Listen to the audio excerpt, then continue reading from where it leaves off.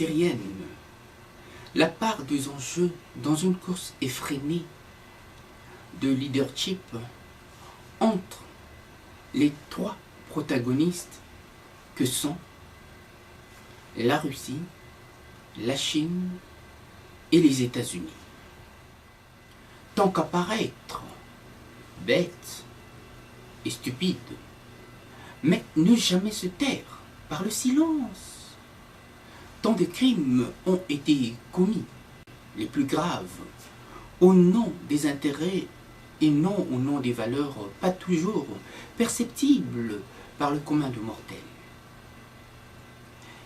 Il y a crise quand le pouvoir devient oppressant, incontrôlable, et par quoi nargue ce qu'il est censé défendre, donc protéger.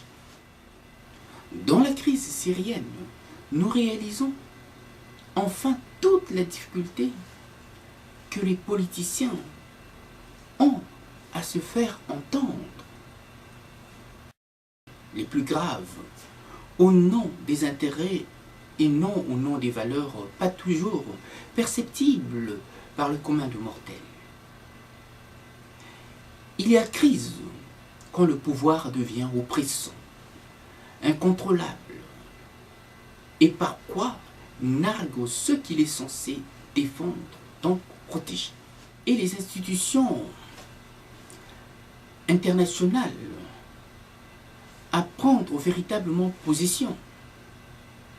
Les enjeux économiques et géostratégiques ont pris là le pas sur le bien-être des populations.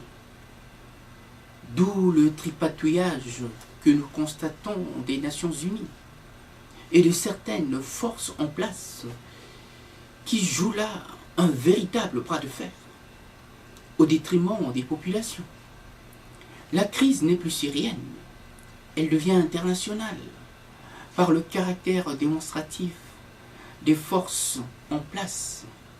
La Chine qui bombe le torse, la Russie qui montre ses muscles, et les États-Unis et alliés qui sont prêts à en découdre, quitte à affaiblir le régime syrien par des tirs ciblés.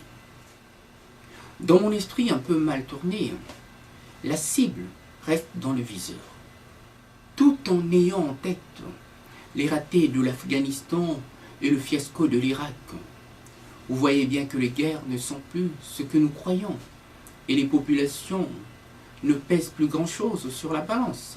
Toute la difficulté est là, dans cette problématique. Par quoi on nous cache les véritables enjeux, tout comme ce qui se passe en République démocratique du Congo.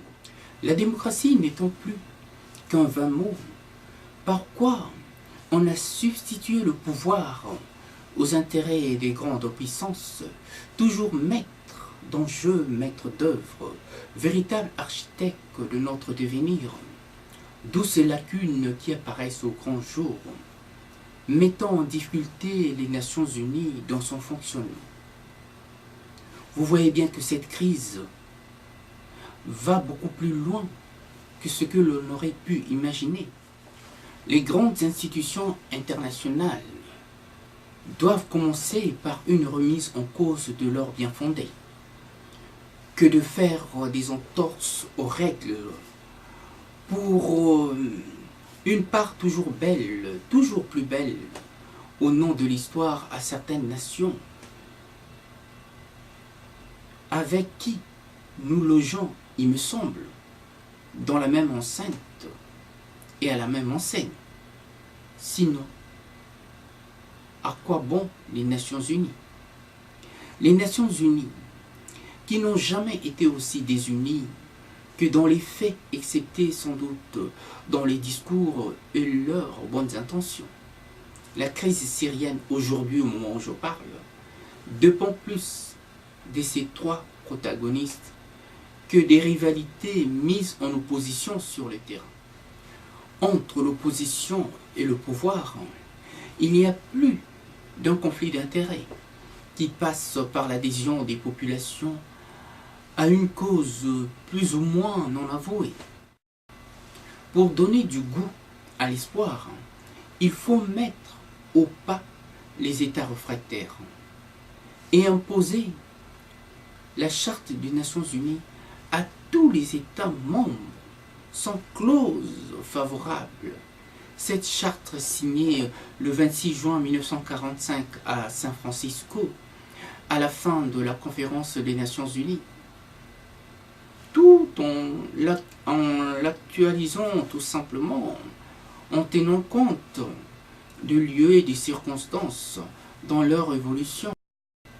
Ici, vous voyez bien, nous ne saurions nous situer dans l'espace tant que nous prendrions en compte ce qui importe le plus dans la vie des hommes ici-bas, sans pour autant me laisser entraîner par la démagogie. Je dirais que la démocratie est une lourde épreuve. Par quoi pêchent les chantres de la démocratie une fois en prise au goût de l'intérêt qui souvent les rend irrespectueux des règles, voire même des valeurs. À bon entendeur,